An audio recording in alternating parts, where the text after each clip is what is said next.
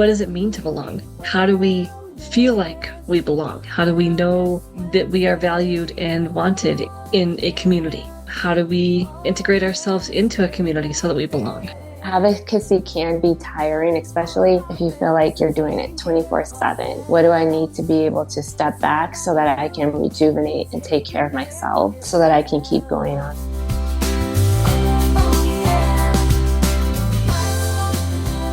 Welcome back to Wellness Wednesday. I am Beth Gustin, licensed professional counselor here in Colorado with my co-host, Robin Ennis, a licensed clinical social worker, also in Colorado. And we thought today we would answer a listener question. Again, as always, we do appreciate your feedback, and hopefully, as you can see from this upcoming conversation, that we do read your questions and we do our best to answer them. And so this question addresses the challenges that are often experienced, I think, by those who acquire a visual impairment later in life, as I call it, kind of living between two worlds, or having a foot in both worlds, or navigating two different worlds, and trying to figure out how best to belong and fit in both of them. Yeah, I feel like that's a really good question. And I have quite a few, maybe not a lot, but quite a few of clients talk about this exact topic, especially those who are partially sighted, not feeling like I completely belong in the sighted world and not feeling like I completely belong in the blindness world. And the key word for me that stands out is a sense of belonging. If any of you have time, Google Abraham Maslow's hierarchy of needs, and belonging is one of them, right? We all have that need for love and belonging in order to live a fulfilling life. And it's trying to figure out, what does that sense of belonging look like and how can it be incorporated into our lives, which can be quite difficult in today's society. I agree with that. And I think when we're thinking about belonging, what does it mean to belong? How do we feel like we belong? How do we know that we are valued and wanted in a community? How do we integrate ourselves into a community so that we belong? I think there's a lot of existential thought that can go into what belonging means for us individually. And it's different from inclusion, right? You can be included. I feel like inclusion is an action and belonging is a feeling. So just because somebody is participating in an activity, right, it doesn't mean that they truly feel like they're being understood or they're feeling like they're a part of the group. And there's instances where I felt like that as a student in classroom activities. We would pair up into small groups, right? And so obviously I'm being included, but the pairing was done by the professor. And I still, after class, would go home versus having friends in college. So I felt like there was a bit of a separation between me and the other world. And that's where I hear a lot of my clients saying at that level of separation. That is very well said. I think about examples in my life where I might attend a conference on a topic and I'll be included because someone will help me find a chair so I can attend the conference.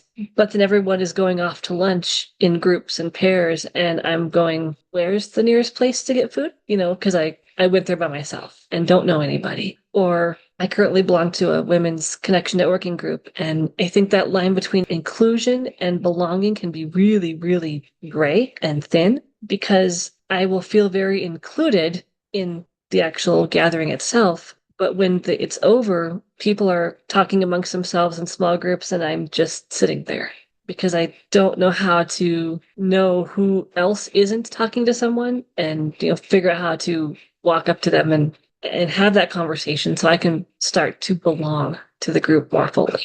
Yeah, I'm nodding my head, Beth, because I think that it prevents a lot of people from engaging in different social settings because they feel like, okay, if I go to this particular party and I don't really know anybody, or I know the host, but I don't really know everybody that's going to be there, I'm going to be set in the corner. I'm going to be set in a certain place where I'm more isolated from other people. It's a lot that goes into social inclusion and belonging, even with partially sighted individuals. Okay, so I show up to a party, or I show up to wherever I'm going, and I don't have a mobility aid. And so people don't recognize that I have visual difficulties. And I feel like I'm left out because there's certain lightings where I can't fully be functional. And people don't really understand how to support me or understand that I need support in that way. Sorry, I want to back up a second because I think you're Uh-huh. going in a really good direction, but I want to back up Hmm. and comment. Even the language that you just used to say, am I going to be set someplace? Am I going to be sat in a corner?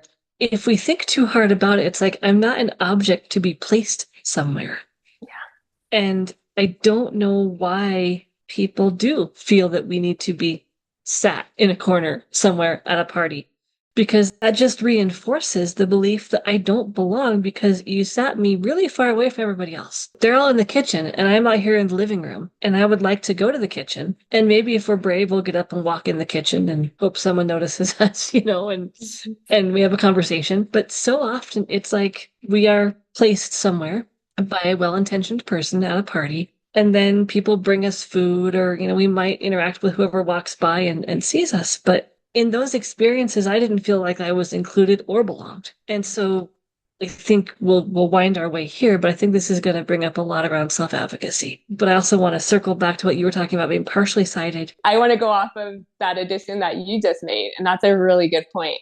And you said, so where does this notion come from that we need to be set, somewhere like an object? And that comes to societal standards, right? We've evolved a lot historically in regards to how people with disabilities are treated, but we still have a long way to go. And so that's where I feel like that notion comes from, that type of a treatment comes from. Okay, so we should be grateful, right? We should be happy that we're invited to the party to begin with, right? And it doesn't, and I go off of what you said, Beth, is that the person can be really well intentioned, but it also too shows how ingrained societal expectations are and norms are, to where people don't realize that they're engaging in behaviors that may not be advantageous to the other person. And so I feel like a lot of empathy needs to be had around, right? How would you feel if you were in that other person's shoes? And that can kind of help gauge on how to interact with somebody with a disability. Just ask, hey, what do you need from me? Do you need any support? Or what can I do? Because it can be isolating. It can be very isolating. Or if someone says, most of the people are outside or in the kitchen, where would you like to go?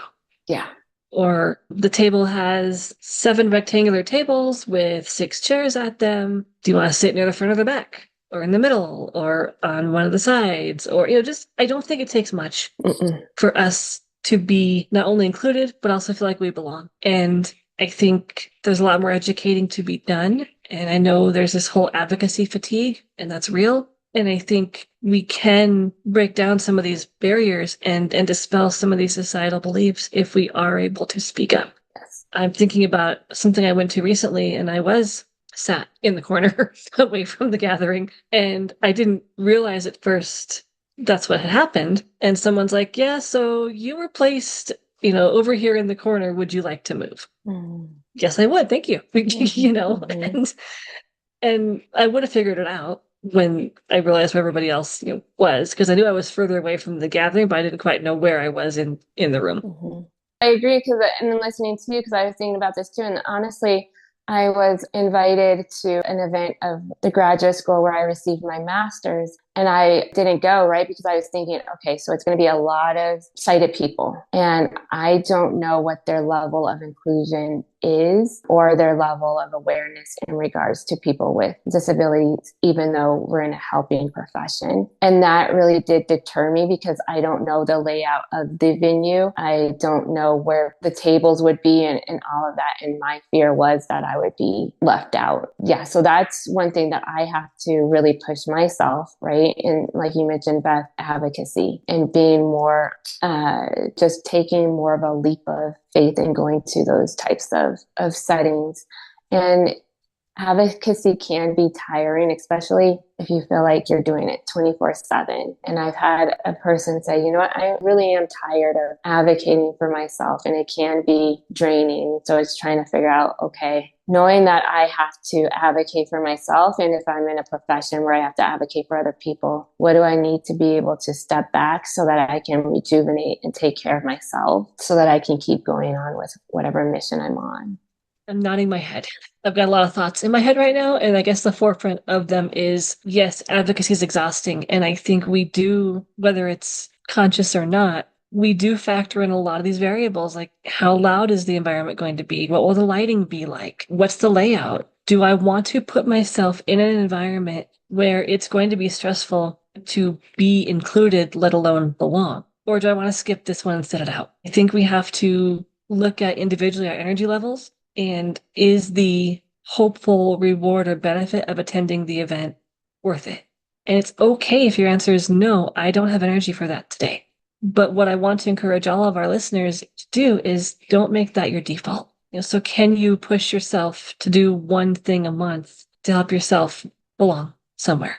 Or can you commit to joining something because after the first 3 times you go, it's going to get better. People will know you. You'll start to hopefully get a sense of belonging.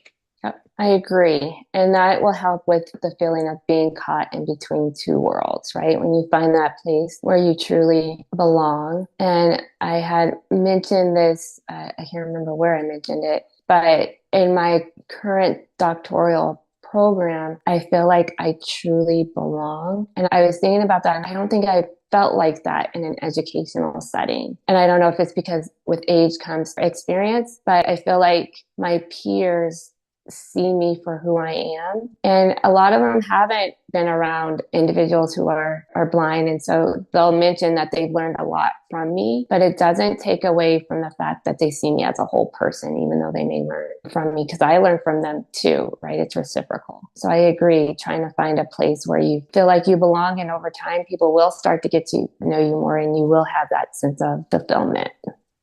So to the listener that sent this question in, I hope that you're hearing the episode. And if we missed the mark on what you were wanting us to talk about, please let us know. And anyone else, if you have questions or comments or feedback, please send them our way, call it in, email it in. We do get them. And we do like hearing from our listeners and knowing what is on your mind and what your challenges are.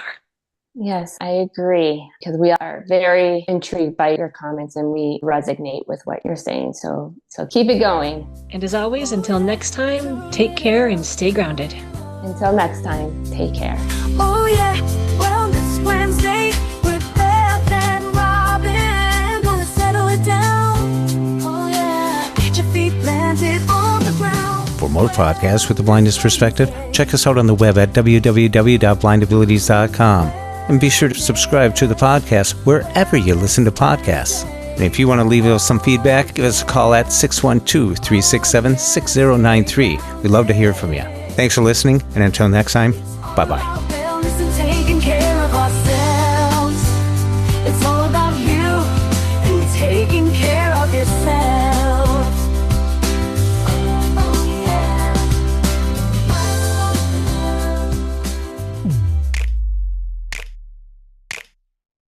When we share what we see through each other's eyes, we can then begin to bridge the gap between the limited expectations and the reality of blind abilities. and the realities of blind abilities.